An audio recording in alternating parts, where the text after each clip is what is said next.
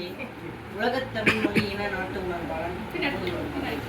அதை படித்தவுடனேயே அவர் எவ்வளவு தமிழ் மீது பற்றி கொண்டுள்ளார் என்பதை என்னை மேம்படுத்த செய்தது.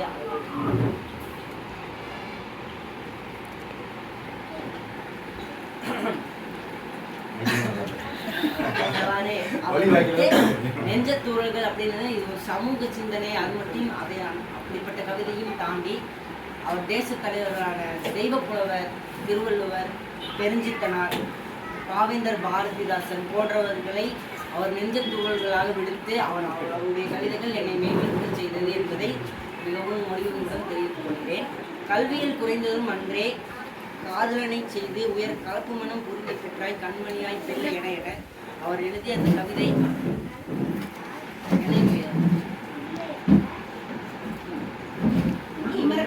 மெய்மறக்க செய்தது போன்று. அது மட்டும் இல்லாமல் ஒரு மனிதனை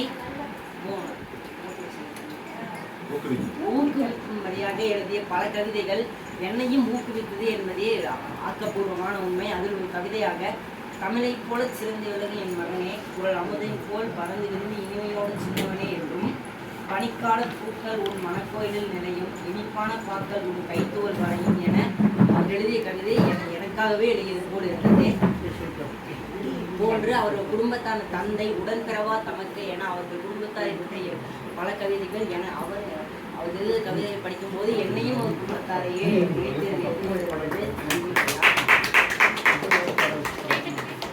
பல இளைஞர்களை வாழ்க்கையில் பல காதல் கவிதைகள் என்னை மேம்படுத்த செய்தது. அதில் ஒரு கவிதையாக உழைத்து பொங்கும் கடல் அலைகளால் நெஞ்சில் நிறைந்து வழியும் உன்னிலைவரைகள் அடித்து மூழ்கடிக்க என்னில் ஆற்றல் வேறு எதுவும் இல்லை என எழுதியது மிகவும் பிடித்ததாக இருந்தது. நான் கௌதமனார் ஐயா அவர்கள் நூலுக்கு அணிந்துரைப்பது மிகவும் சிறப்புடைய ஒரு விஷயமாக இருந்தது. இவர் இளம் வயதிலேயே பாடல்கள் எழுதியதனால் இவர் இலக்கிய உலகிற்குள் இளம் பாவலர் ஆதி என சின்ன தம்பியார் புகழ்ந்து பாடியுள்ளது என்பது நூலுக்கு சிறப்பாக உள்ளது. பல பாடல்கள் மனதை கவரும் முறையில் பாடியதால் பாவலரேறு நடக்கும் பாவலன் ஆதி என சாதா அருள்மொழி கார்த்திக் செல்வன் பாடியிருப்பது இந்நூலின் சிறப்பாகும்.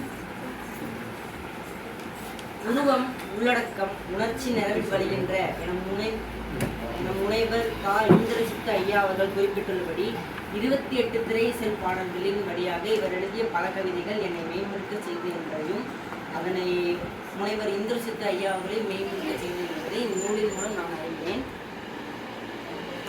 அது மட்டும் இல்லாமல் தாயாரை பற்றி ஒரு அருமையாக கவிதை எழுதியிருந்தால், மறுபிறவி எடுத்த பெண்ணுக்கு கிடைக்கும் புது பெயர் அம்மா என்ற பாடல் வரிகள் பலரை கவர்ந்து இழுக்கும் வண்ணம் இருந்தது.